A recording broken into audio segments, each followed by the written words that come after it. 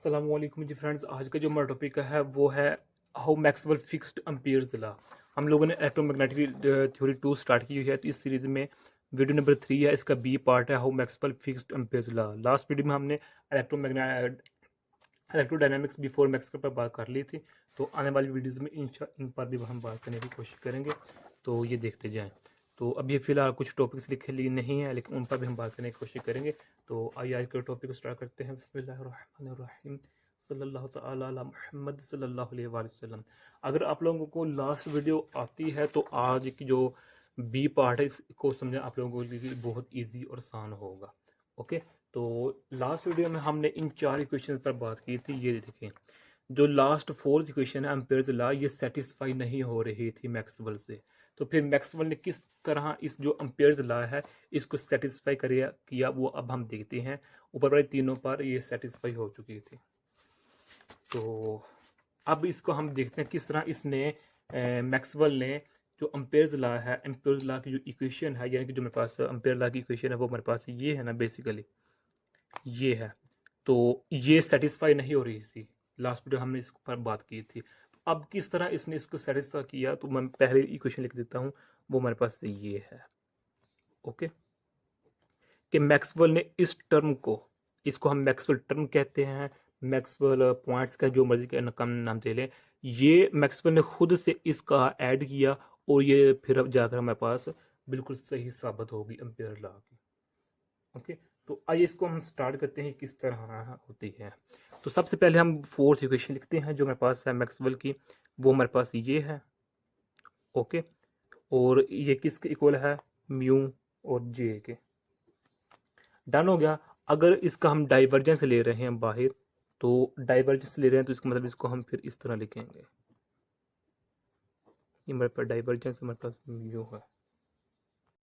अब यहाँ कई तरीके हो सकते हैं कि जो एम्पेयर्स लॉ है, यानी कि हमने लास्ट वीडियो में देखा था कि जो मेरे पास ये है लेफ्ट साइड, ये तो इक्वल हो जाती है जीरो के। क्यों? क्योंकि जब भी हम डाइवर्जेंस लेते हैं इस चीज़ का वेक्टर कैलकुलस में, हमारे पास ऑलवेज जीरो होता है। ये तो हमने प्रूव किया हुआ है, बल्कि लास्ट वीडियो में इस पर बात की हुई है।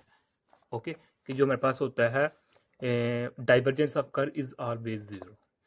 तो अब जो हमारे पास है, हमें इस यहाँ मसला है, राइट साइड पर मसला आ रहा है कि ये टर्म जीरो नहीं हो रही जब इस पर हमने डाइवर्जेंस अप्लाई किया, यानी कि मेरे पास ये टर्म ऐसे है ना, यहाँ हमें मसला आ रहा है। तो यहाँ तो एक तरीका ये है, जो बुनियादी और मेन तरीका है वो ये है कि यहाँ इसको हम ऐसे कर दें, ऐसे इस तरह कर दें कि इस बिल्कुल सेम टू सेम इस तरह टर्म लिख लें और साथ माइनस डाल दें, तो ये क्या हो जाएगी, जीरो हो जाएगी। तो हमारे पास ये जो राइट साइड होगी ये भी इक्वल हो जाएगी। ओके, अब जो ये टर्म है ना, एक्चुअली ये टर्म यही टर्म है कि मैक्सवेल ने खुद से ये टर्म ऐड की हुई है, तब जाकर अम्ब्रेला प्रूव हुआ है सही मैग्नेटोस्टैटिक्स में। ओके, अब इस इक्वेशन से ये इक्वेशन किस तरह बने, अब उसको हम देखते हैं। अब हम जानते हैं जो हमारे पास है कंटिन्यूटी इक्वेशन, उसके अकॉर्डिंग क्या है हमारे पास, del dot J is equal to हमारे पास negative partial rho over partial t है। ये जी हमारे पास क्या है, करंट डेंसिटी है। ओके, तो अब जो इसको हम इस तरह लिखते हैं, t epsilon naught del cross E, ये है। यानी कि हम जानते हैं जो हमारे पास ये वाली टर्म है डेल डॉट ई, ये किसकी इक्वल होता है, इसकी इक्वल होता है। तो यहाँ से हमने इसकी वैल्यू निकाली, तो इसको जाकर मल्टीप्लाई कर, तो मेरे पास ये आ गई 1 2 3, तो इसको हमने इधर लिख लिया।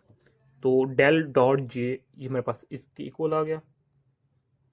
डन हो गया। तो लिहाजा अब हम इसको इस तरह लिख सकते हैं, जो मेरे पास है ये टर्म, ये मेरे पास इस तरह है ई ओ टी। ओके, यानी कि मेरे पास ये इक्वेशन ये बन चुकी है। अब जो ये है ना, इसकी वैल्यू को हम इधर पुट कर देते हैं, जो मेरे पास ऊपर है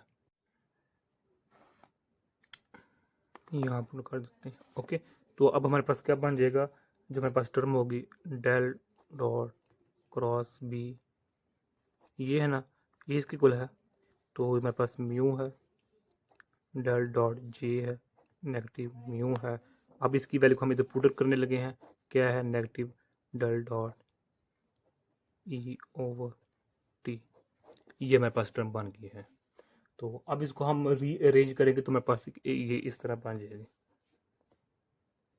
ये इस तरह बन जाएगी जे प्लस म्यू जे ई ओवर टी। ओके, यानी कि जो मेरे पास इसको बाहर निकाल लिया, इसको भी बाहर निकाल लिया, तो आपस में क्या हो जाएगी, कैंसिल हो जाएंगे, तो मेरे पास ये फॉर्म आ जाएगी।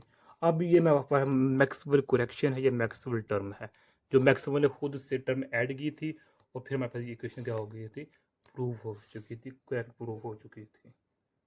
अब जो बुक है, बुक पर दो तीन चीज़ें और लिखी हुई हैं कि जो मैक्सवेल था इसने अपने इस टर्म को नाम दिया था डिस्प्लेसमेंट करंट का नाम दिया था। ओके, इसको डिनोट किया था जे डी से। ओके, अब जो इसका जब इसने मैक्सवेल ने ये टर्म दी थी उस वक़्त इसको प्रूव करने के लिए, यानी कि लेबॉरेटरी में लैब में इसको प्रूव करने के लिए एडवांस चीज़ें मौजूद नहीं थी उस वक़्त। ओके, यानी कि लैब में इसका कोई फ़ायदा नहीं है, लेकिन इस इक्वेशन में इसका बहुत ही ज़्यादा फ़ायदा है, इम्पोर्टेंट है ये। ओके, तो फिर इसको 1888 में, ओके 1888 में हर्ट्स ने अपने एक्सपेरिमेंट के थ्रू जो मेरे पास मैक्सवेल की ये टर्म थी इसको प्रूव किया था।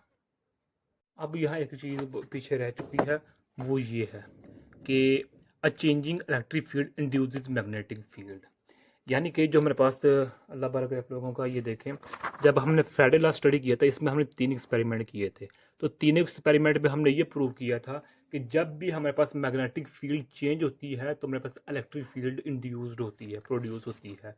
तो अब मैक्सवेल ने ये प्रूव किया कि अब उसके उल्ट कर दिया कि जब हम इलेक्ट्रिक फील्ड को चेंज करते हैं तो हमारे पास मैग्नेटिक फील्ड इंड्यूस्ड हो जाता है, प्रोड्यूस हो जाता है।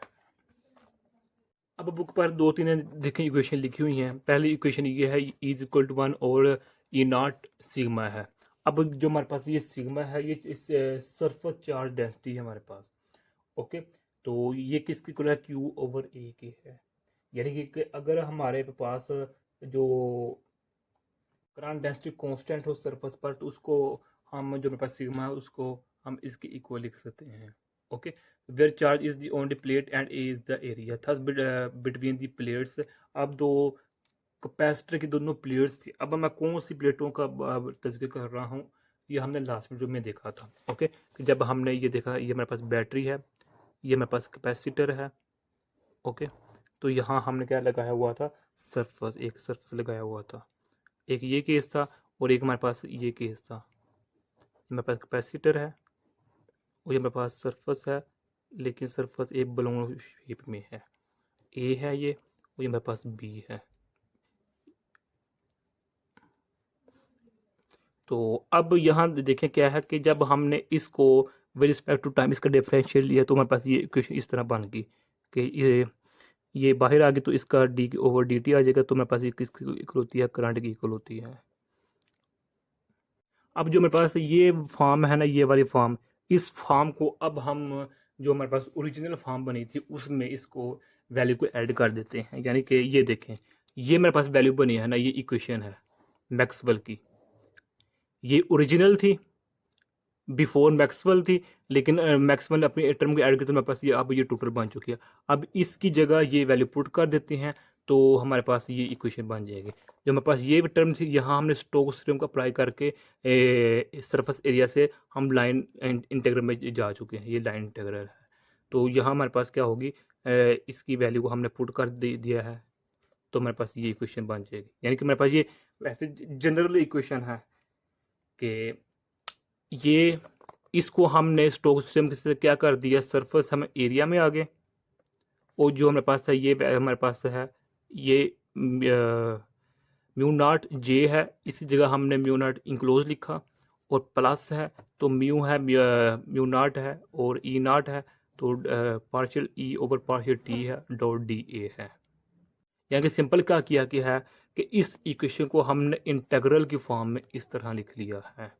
अब यहाँ दो तीन बातें नीचे लिखी हुई हैं कि अगर हमारे पास ये जो फ्लैट सरफेस होता, अगर हमारे पास ये सरफेस फ्लैट है तो तब जो हमारे पास क्या नाम देते हैं ई होगा वो हमारे पास ज़ीरो होगा, ई हमारे पास क्या होगा, ज़ीरो होगा, और जो हमारे पास होगा करंट, वो हमारे पास इंक्लोज्ड करंट होगा।